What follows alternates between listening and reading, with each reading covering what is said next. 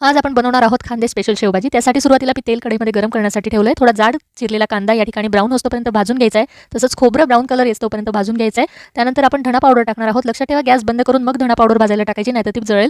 त्यामुळे ती हलकीशी भाजून झाली की मिक्सरच्या भांड्यामध्ये मी टाकलेलं आहे लसूण, आलं हे किसून घेतलेलं आहे. तसंच जे आता मसाला आपण भाजून घेतला आहे, खोबरं, कांदा आणि धणा पावडर, हे सगळं आपण मिक्सरमधून छान असं बारीक करून घेणार आहोत. त्याच कढईत मी तेल गरम करण्यासाठी ठेवलं आहे. त्यात मी टाकलेलं आहे तेजपान आणि थोडीशी दालचिनी आणि आपलं वाटण. छान असं ते मी तळून घेतलं आहे. तळल्यानंतर त्यामध्ये आपण टाकलेलं आहे 1 चमचा हळद, 2 चमचे काश्मीरी मिरची पावडर, 1 चमचा आपले नॉर्मल तिखट असतं ते अंबारीचं आणि 1 चमचा मसाला. हे सगळं छान असं भाजून घेतलं आहे.